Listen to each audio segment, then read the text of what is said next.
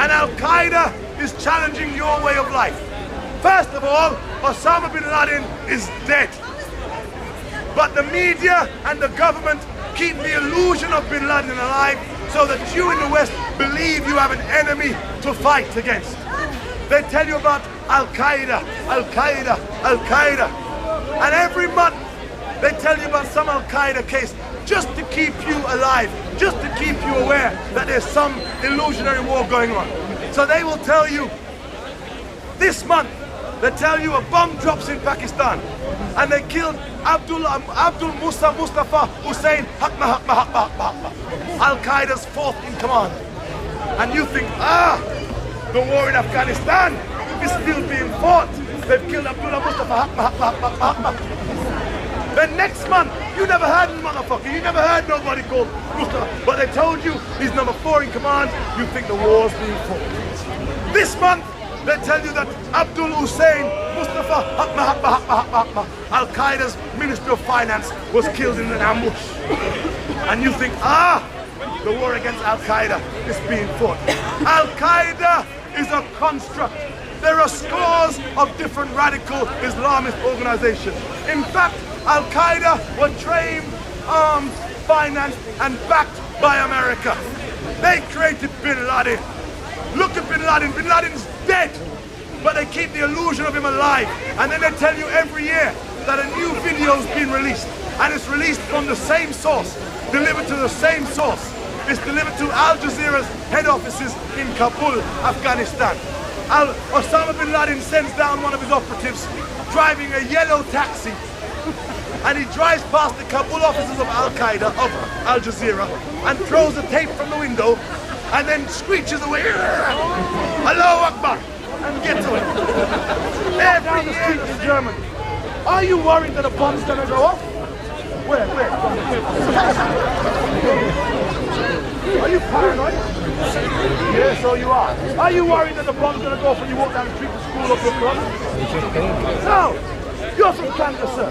When you go shopping on a Canadian high street, are you fearful that your shops are going to blow up or someone's going to plant a bomb in your shop? Not at all. Madam, you're from Holland. When you walk down your street, are you from Holland? From Estonia. Oh, from Estonia. When you walk down the street in Estonia, are you worried that someone's going to throw a hand grenade at you or a club's going to blow up? No. So the reality is, you in the West really are not fearful of terrorism. There's nothing to be scared of. When you come to Hyde Park gathering like this, you're not scared that someone's gonna bomb, someone's gonna kill you. But when you are in Iraq, when you want to take your children to school, when you want to walk to the local corner shop to buy a packet of cigarettes or to buy a loaf of bread in the market, the people of Iraq are scared that bombs will go off, that they will be killed. In Afghanistan, they're now scared. That fear is now spreading to Pakistan. So you in the West have fuck all to be scared of about terrorists. But you export your brand of terrorism abroad. You created the terrorism in Iraq. Where were the suicide bombers in Iraq before America invaded? You are true. Where were the terrorists? Where was the bombers in Afghanistan before you motherfuckers went over there? Where was the bombing and the fear of Pakistan before you fucking Big Mac munching or mongering barbarian motherfuckers went over there? So you are the ones who create fear and terror. You have nothing to worry about in your countries, but you bring your brand of terrorism abroad with your militaries. Your militaries are racist. They are racist. The wars in Iraq is racist. The war in Afghanistan is racist. The expansion of the war in Pakistan is racist. And you have short-circuited the United Nations. The United Nations has been reduced to a rubber stamp for your foreign policy. The United Nations has been reduced to that of an NGO to deliver aid and assistance after you fuck up. We don't talk about the United Nations says this anymore.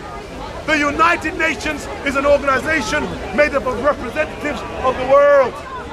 But we never say the United Nations wants this. The United Nations demands that. Now what we say is the international community says this. The international community demands that.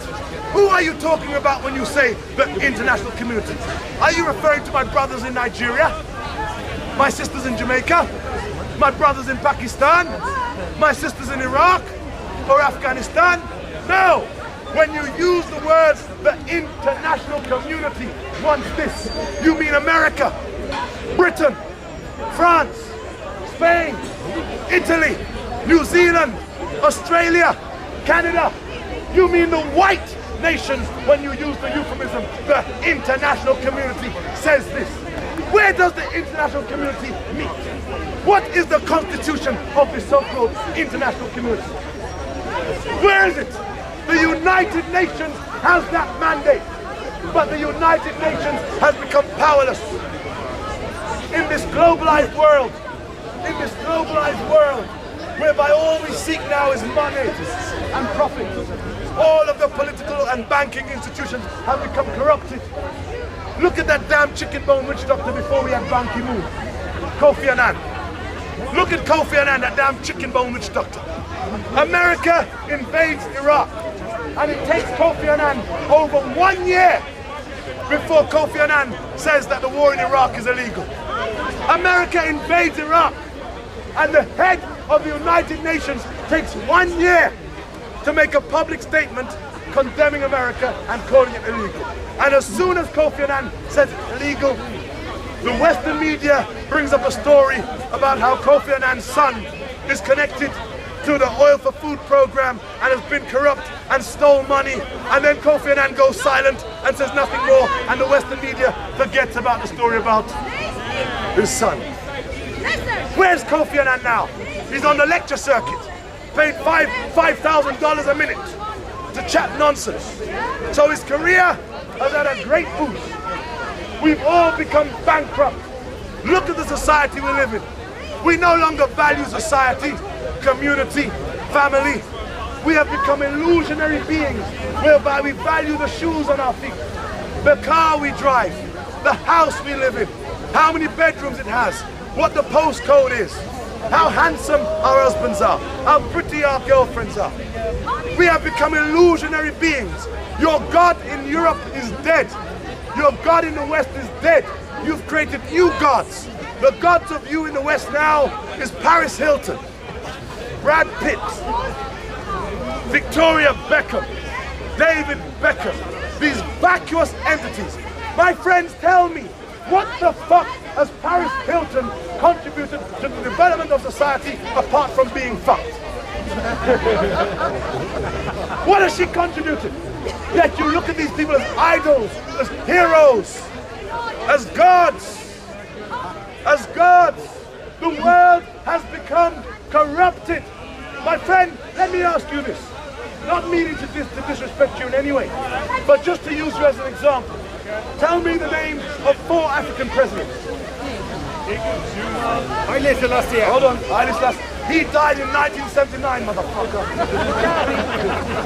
Jacob Zuma.